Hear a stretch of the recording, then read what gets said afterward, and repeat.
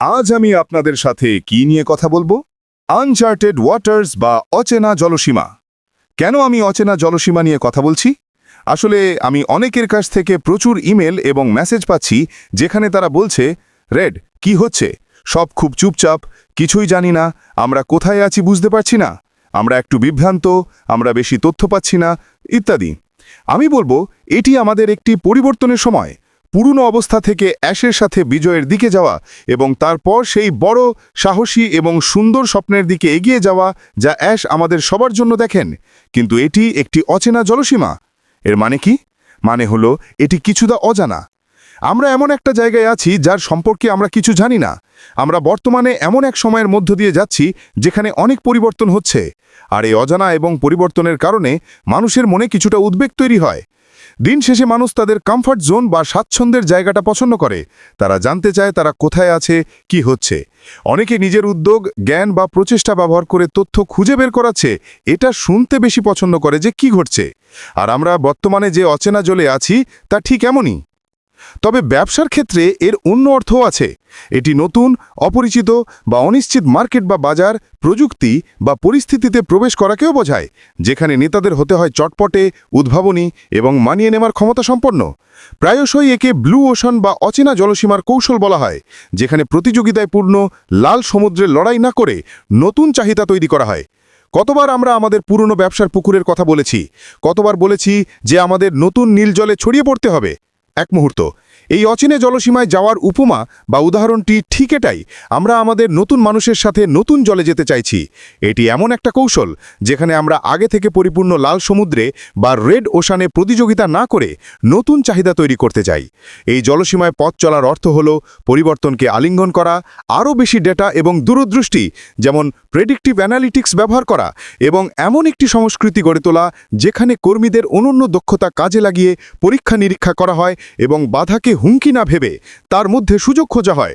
এখন এসব শুনতে কিছুটা জটিল মনে হতে পারে, কিন্তু ব্যবসার দৃষ্টিকোণ থেকে অস্থিরতা হলো সবচেয়ে ভালো শব্দ যা আমি ব্যবহার করতে পারি। ব্যবসায় অস্থিরতা একটি ভালো জিনিস। আপনারা যদি শেয়ার বাজারের দিকে তাকান, যেমন ন্যাসড্যাক বা ফুটসি, তারা অস্থিরতা পছন্দ করে। কেন? কারণ এটি সুযোগ তৈরি করে। ব্যবসাও ঠিক একই রকম। যারা অস্থিরতাকে আলিঙ্গন করে তারাই প্রায়শই সেই অস্থিরতার মধ্যে বড় হওয়ার সুযোগ লুফে নেয়। গুয়েটা কিংস টি ক্লাবে যোগদান জন্য আপনাকে ধন্যবাদ। এটি আপনার মহানুভবতা। আমি আপনাকে হাইলাইট করে দিচ্ছি যাতে সবাই দেখতে পায়। অনেক ধন্যবাদ। আর অন্য যারা সবুজ রঙে এবং এই চ্যানেলে আমাকে সমর্থন করেন তাদের সবাইকে ধন্যবাদ। তাহলে অচেনা জলসীমার কিছু মূল বৈশিষ্ট্য কি? স্বাভাবিকভাবেই বিভ্রান্তিকারী প্রযুক্তি, নতুন প্রযুক্তি যা পুরো শিল্পকে বদলে দেয়, যেমন এআই বা ভার্চুয়াল রিয়ালিটি। এগুলো সব নতুন প্রযুক্তি যা মানুষকে বা ব্যবসাকে অচেনা জলসীমায় নিয়ে আসে।